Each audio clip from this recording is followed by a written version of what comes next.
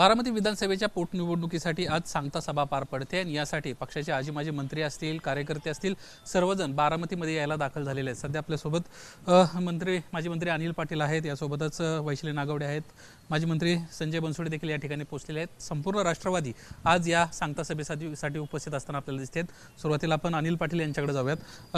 आज सांगता सभा पार पडते, महाराष्ट्रभरातून तुमचे कार्यकर्ते येत आहेत, तुम्ही सर्व मंडळी देखील उपस्थित आहात।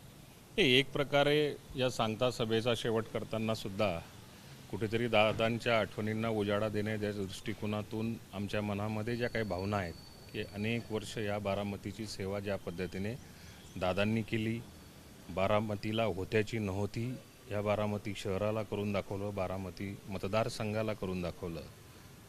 आज सर्व स्तरावर विचार करणारा नेता, महाराष्ट्रातून फार मोठा लोकनेता जो आहे तो हरपल्यामुळे आज या सांगता सभेचा आम्हाला या ठिकाणी उपस्थित राहावं लागतं आहे।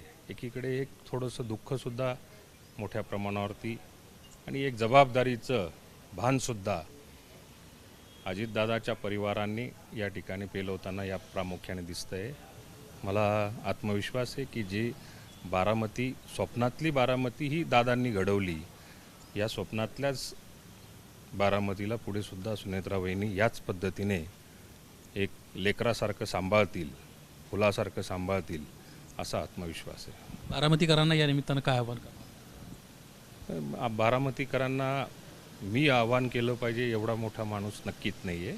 बारामतीची जनता ही समजदार जनता आहे, भावूक जनता आहे, दूरदृष्टी असलेली जनता आहे आणि ज्या दादांवरती बारामतीने गेल्या 35-40 वर्षापासून प्रेम केलेलं आहे, त्या कुटुंबातला बारामतीचा खडा खडा बारकाईने एक अभ्यास झालेला परत एका नेत्याला सुनेत्रा वहिनींच्या रूपाने बारामतीकर, मला असं वाटतं की 23 तारखेला भरघोस मतांनी, विक्रमी मतांनी, मताधिक्याने सुनेत्रा वहिनींना दादांचा रिप्रेझेंटेटिव्ह म्हणून पाठवतील। यातली एक आणखी महत्त्वाची बाब अशी आहे की गेले 2 महिने झाले तर अपघाताला झालेले आहेत, अजूनही सीबीआय चौकशीच्या संदर्भामधली जी प्रगती होणं अपेक्षित होतं ती झालेली नाही आहे। अजूनही सीआयडी तपास करते।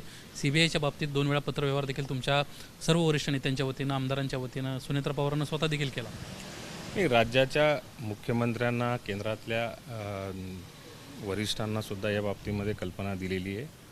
आता सांगता सभेचा शेवट या ठिकाणी होतो आहे, राज्याचे मुख्यमंत्रीसुद्धा येत आहेत।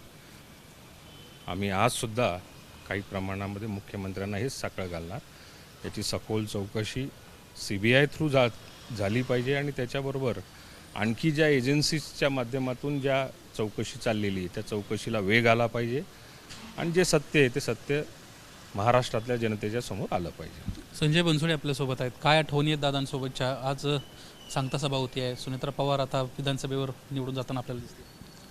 नाही, आज बारामतीमध्ये आम्ही आहोत। आजही विश्वास बसत नाही, दादा आपल्यामधून निघून त्या ठिकाणी गेलेले आहेत, पण नेत्याच्या पुढे कोणालाही जाता येत नाही। आज आदरणीय वहिनीसाहेब पोटनिवडणुकीमध्ये उभे आहेत आणि प्रचंड मोठा पाठिंबा बारामतीकर त्यांना त्या ठिकाणी देत आहेत आणि आम्ही पाहतोय की बारामती लोक म्हणतात की मृत्यू झाल्यानंतर स्वर्ग दिसतो, पण इथल्या लोकाला दादांनी स्वतःच्या बारामतीकरात स्वर्ग बनवलेलं त्या ठिकाणी आहे असं लोक सातत्यानं आम्हाला त्या ठिकाणी सांगतायत आणि म्हणून दादांच्या अनेक आठवणी आहेत। माझ्यासारख्या एका सर्वसामान्य कार्यकर्त्याला दादांनी कॅबिनेट मंत्रिपदाची संधी दिली, क्रीडा मंत्री म्हणून मला त्या ठिकाणी काम करता आलं। दादा ज्या संघटनेचे अध्यक्ष होते त्या संघटनेचे ऑलिम्पिक भवन बनवण्याचं काम दादांच्या मार्गदर्शनाखाली पुण्यामध्ये त्या ठिकाणी होतं आहे। काल अनेक खेळाडू त्या ठिकाणी आम्हाला भेटले की हरियाणा, पंजाब, ओरिसामध्ये जसं ऑलिम्पिक भवन आहे त्याच पद्धतीनं दादांनी आम्हाला पुण्यामध्ये ऑलिम्पिक भवन त्या ठिकाणी तुम्ही मंत्री असताना त्या ठिकाणी केलं असं सुद्धा आम्हाला त्या ठिकाणी सांगतायत। पण नक्कीच आता दादा गेल्यानंतर आदरणीय वहिनीसाहेब आमच्यासाठी, पक्षासाठी संबंध महाराष्ट्रामध्ये त्या ठिकाणी फिरण्याचा निर्णय त्या ठिकाणी घेतलेला आहे। पारदादासुद्धा त्या ठिकाणी काम करतायत। आम्ही 2-3 दिवस झालं बारामतीमध्ये त्या ठिकाणी आहोत। अक्षरशः जयदादांनी ग्रामीण भागातले जेवढे काही 6 गट होते त्या 6च्या 6 गटामध्ये प्रत्येक गावामध्ये जाऊन त्यांनी लोकांशी नमस्कार गाठीभेटी घेण्याचं काम त्या ठिकाणी केलं. लोकांचा प्रचंड मोठा आग्रह होता की जयदादा पारदादानी येऊन फक्त नमस्कार जरी आम्हाला केला तर खूप आनंद होईल असं त्यांना वाटत होतं. पण जयदादा त्या ठिकाणी गेले.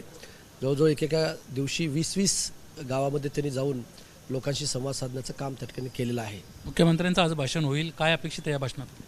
हे आता जसं अनिल पाटील साहेब बोलले तसं त्याच पद्धतीनं जे काही आम्ही सर्व आमदारांनी माननीय मुख्यमंत्र्याकडं आणि केंद्रीय नेतृत्वाकडं मागणी केलेली आहे की दादांच्या विमान अपघाताची सखोल चौकशी त्या ठिकाणी झाली पाहिजे अशी जी मागणी केलेली आहे त्यांनी मुख्यमंत्र्यांनी विधानसभेमध्ये त्याचं उत्तर त्या ठिकाणी दिलेलं आहे. ते लवकरात लवकर चौकशी होऊन आमच्या पक्षाला आम्हाला न्याय मिळाला पाहिजे एवढीच आमची भूमिका आहे. राष्ट्रवादी काँग्रेस पक्षाच्या एक धडाडीच्या कार्यकर्त्या आहेत. अजित पवारांच्या अतिशय जवळच्या सुनेत्रा पवारांसोबत सतत असणाऱ्या वैशाली नागोडे आपल्यासोबत आहेत. आज प्रचाराच्या निमित्तानं आम्ही एक वेगळेपण पाहतोय. ज्या ठिकाणी प्रत्येक वर्षी सभा व्हायची त्या ठिकाणी सभा होत नाही. आज पहिल्यांदाच शारदा प्रांगणमध्ये तुम्ही सभा घेताय, काय कारण आहे? नाही, कारण असं काही नाही आहे, परंतु ऊनही भरपूर आहे. आत्ताच्या आधेमध्ये खरं तर अजितदादांची अशा प्रकारे निवडणूक लागेल, पोटनिवडणूक, अशी आमच्या कुठल्याच कार्यकर्त्याला अपेक्षित नव्हतं. पण दुर्दैवानं हा क्षण राष्ट्रवादी काँग्रेस पार्टीवर आलेला आहे आणि त्यानिमित्तानं आजची सभा होती आहे. खरं तर अजितदादा हयात असताना पहिल्यांदा प्रचाराचा नारळ पहिल्या दिवशी फोडायचे आणि त्याच्यानंतर शेवटच्या दिवशीच सभेला यायचे, ही प्रथा होती. परंतु शेवटी नियतीला हे मान्य नव्हतं आणि आज सुनेत्रा वहिनींवर ही वेळ आलेली आहे, त्यांच्या परिवारावर वेळ आलेली आहे. पारदादा असतील, जयदादा असतील, यांनी आता ते शिवधनुष्य पेललं आहे आणि त्याच्या पाठीमागे आम्ही सर्व कार्यकर्त्यांनी त्या तिघांच्याही पाठीशी खंबीरपणे उभं राहण्याचा निर्णय घेतलेला आहे. काय आठवणी आहेत दादांबाबतच्या आणि ह्या प्रचाराच्या निमित्तानं वेगळेपण वहिनींमधलं काय अनुभवलं? कशा पद्धतीनं वहिनी काम करतात? खरं तर दादांच्या आठवणी सांगू तेवढ्या थोड्या आहेत, कारण आमच्यासारख्याचं राजकीय आयुष्य हे दादांमुळेच घडलं. 2000 सालापासून तर आज तगात अजितदादांबरोबरच राजकीय प्रवासात काम करण्याची संधी मिळाली, किंबहुना मोठ्या मोठ्या पदांवर काम करण्याची संधी अजितदादांमुळे मिळाली. आणि एका सर्वसामान्य कार्यकर्तीला कसे दादा संधी देऊ शकतात हे माझं एक उत्तम उदाहरण आहे. त्याच्यामुळे दादांच्या आठवणींबाबत सांगायचं तर काम करण्याची पद्धत असेल, त्यांची स्टाईल असेल, हातोटी असेल, प्रशासनावरची पकड असेल, एखादं काम सांगितलं तर इतकं अर्जंट काम असेल तर जाईपर्यंत तिथं अधिकारी हजर असायचे, अशा प्रकारचा अनुभव आमच्यासारख्या कार्यकर्त्याला आहे. त्याच्यामुळे अजितदादांच्या आठवणी ह्या कधीही न संपणाऱ्या आठवणी आहेत. कारण ज्या पद्धतीनं दादांनी कार्यकर्त्यावर आणि कामावर प्रेम केलं आहे, इथून पुढे महाराष्ट्रातला कुठलाही लोकनेता अशा प्रकारचं काम करू शकत नाही, अशी आमची भावना आहे. सुप्रिया सुळे आज स्टेजवर असणार आहे तुमच्या महायुतीत. नक्कीच शेवटी एक परिवार म्हणून त्या सगळ्यांनी एकत्र येऊन वहिनींना पाठिंबा द्यायचं ठरवलेलं आहे. त्याच्यामुळे नक्कीच त्या स्टेजवर असतील. धन्यवाद आमच्याशी बातचीत केल्याबद्दल. एकंदरीतच आज शेवटची सभा आहे आणि या सभेच्या निमित्तानं प्रचंड ऊन जरी असलं तरी नागरिकांची मोठी संख्या येईल आणि मुख्यमंत्री आज काय बोलत आहेत याकडे देखील आपलं लक्ष असेल. अशा पद्धतीच्या प्रतिक्रिया या सर्व मंडळींच्या आहेत. मुख्यमंत्री आज अजित पवारांच्या अपघाताच्या अनुषंगाने काही बोलत आहेत का हे पाहणं महत्त्वाचं राहणार आहे. निलेश बुदावले, एबीपी माझा, बारामती. एबीपी माझा, उघडा डोळे बघा नीट.